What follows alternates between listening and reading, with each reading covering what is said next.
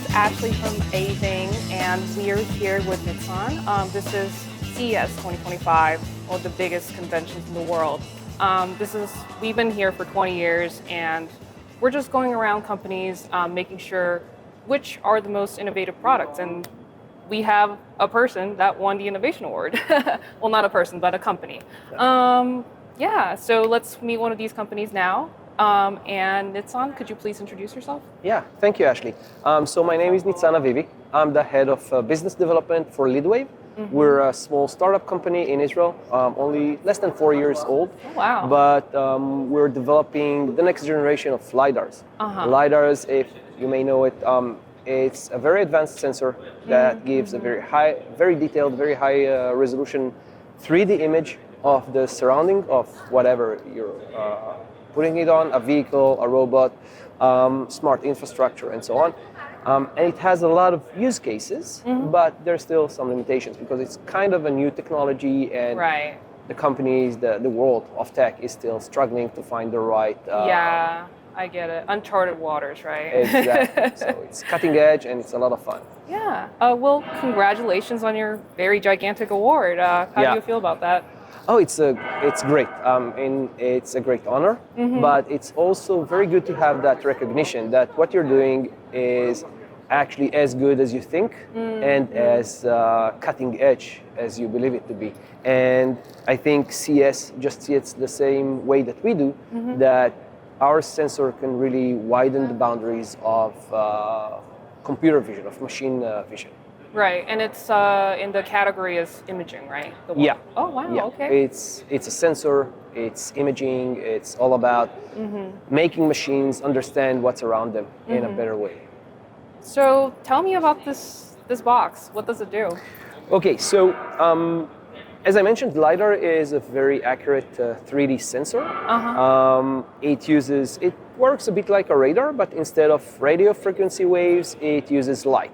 So because light can be focused to a very small point, you can have a very detailed image. Right. So really, like if you see an image of a radar, it's sometimes hard to say what exactly you see. But with LiDAR, it's almost like a camera. It's very easy to understand what you're seeing. But the thing is that today's LiDAR, it's called time-of-flight LiDAR or 3D LiDARs, they have challenges in scaling up, mainly scaling up, because they're built of a lot of small elements like the lasers and the lenses and the receivers and so on, that everything has to be assembled together in a very, very accurate way, like micron level accuracy to make everything work. And that's quite a challenge. And we understood that the real way to break that barrier, to make things really scalable, is to put everything on silicon. You know, the same way that the first computers used vacuum tubes, and they were huge and expensive and very hard to build and not that reliable. But once they put everything on a silicon in one CPU, suddenly everyone had the computer in their home, right? So that's how you break the scaling barrier. And that's exactly what we did. We put everything, I hope the camera can see this. That's tiny. Oh my goodness. Yeah, look at this. A tiny silicon photonics chip, only 10 by 10 millimeters. Oh, wow. And it has all the optical elements of the LiDAR. 40 channels, lasers, amplifiers, everything is built into this thing. So now manufacturing this is almost as simple as building a camera. You put the sensor, you have the electronics behind it, of course, a lens in the front, and you have a LiDAR. Wow, okay. And it sounds simple when I say it this way, right? Just pack everything into silicon photonics.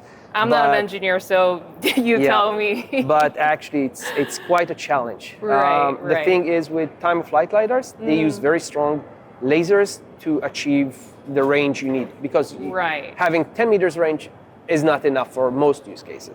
So they need to use very strong lasers. And very strong lasers cannot be built into silicon photonics. They'll just burn the silicon photonics paths. So we needed to invent a new technology. And the answer was in coherent LiDARs. Coherent LiDAR, it's a totally different way of operation. You can think about it the same as let's say airplanes. You have propeller airplanes and you have jet airplanes, right? They both fly and they both quite fast, but it's totally different technology with different power. Yeah, exactly. Okay. And that's what we did, and we invented our own technology. You can even call it a physical principle called FCR. Okay. And that allowed us to have a much more sensitive sensor. We're 10 million times more sensitive than regular time-of-flight LiDAR. And that allowed us to use very low-power lasers and still have the same range and actually even longer. This unit that will launch later this year at the end of Q2. End of Q2. It will have a range of up to 600 meters. Oh, wow. And still being eye safe, of course, and so on. This is something that you cannot achieve with time-of-flight LiDARs, not with eye safe Class 1. I don't want to get my eyes zapped with a laser. Exactly. Especially if you have, one or two on each car around you, so you'll have a lot of them. You can't play with that. And this system is still way below the eye safety limits, even though it has 600 meters range. But aside from that, it's like, up until now, it sounds great, right? We got everything on a single chip, scalable, we have better range, great, but it doesn't end there. Coherent sensing also offers another very unique advantage, and that is that it can also see velocity. Okay, because it's using continuous wave, then you can see the Doppler effect, the same way it works in radars, for instance. And that means that if I see something, if I look at an object, for every pixel, I know exactly where it is, like X, Y, and Z, but also its velocity.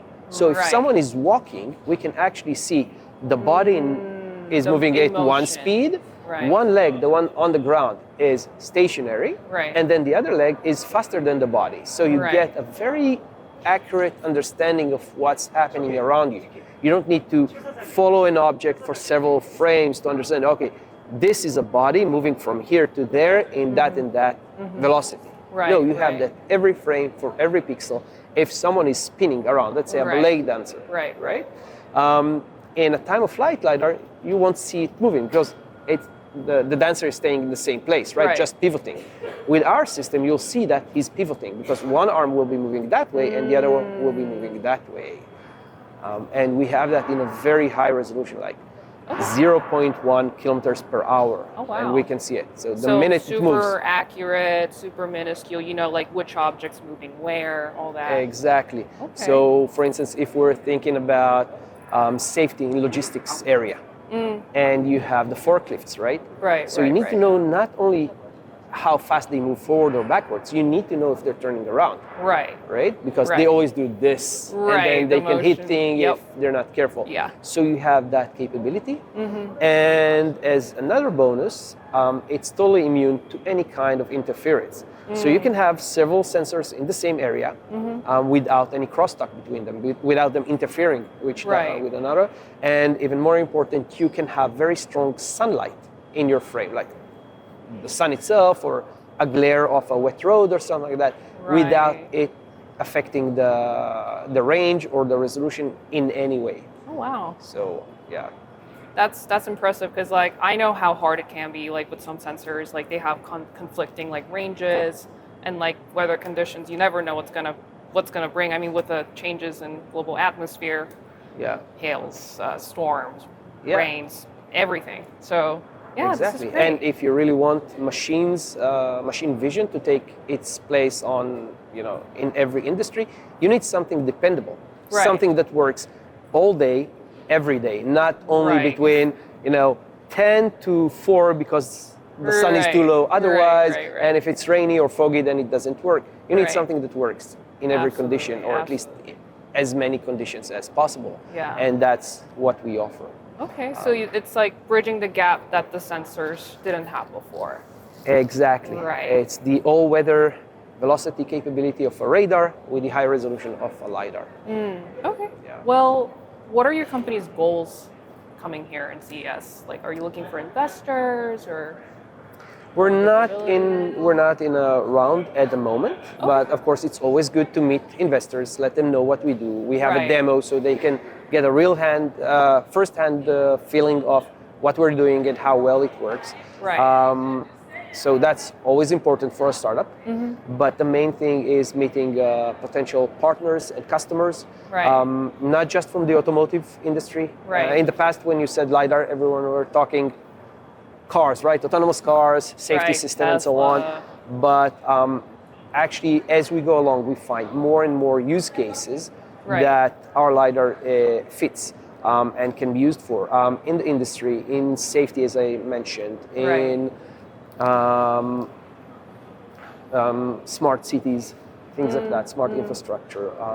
A lot of use cases opens up a lot of interesting things. We even found a client that came to us and has a use case in the health industry. Oh, wow. So it's always amazing to see more and more use cases once you have a good sensor. And one of the good things about this sensor that it's very software defined. That's a very buzzword today, but that's actually that's actually the situation here. With the same hardware, we can have a very short range, high resolution sensor or a very long range sensor without changing the hardware.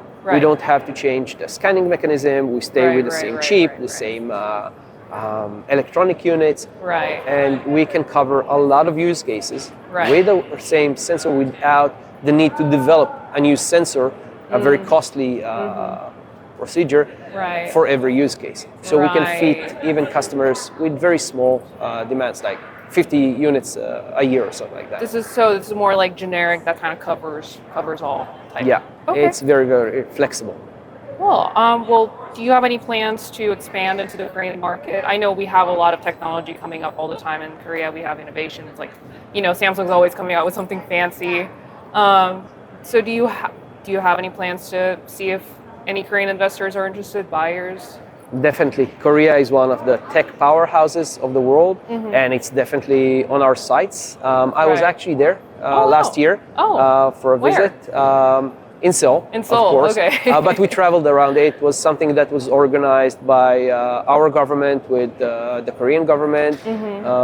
Very well put together, I have to say. And we met a lot of potential customers in Korea. Very interesting. So definitely Korea is on our map. Oh, okay. Well, that's great to hear. Well, thank you so much for being with us, Nitsan. Thank you very much, Ashley, for having me. Before we go, this is our 20th anniversary. So if you could state your company name, your name, and like your position, and then like deliver a quick congrats to us, that'd be fantastic. Sure, it would be my pleasure. On that camera. Yeah. So hi, I'm Nitsan Avivi. I'm the head of business development at Lidwave, and I just wanted to congratulate AVING for 20 years of covering CES. What an achievement. Awesome. Thank you. Thank you so much. Thank you.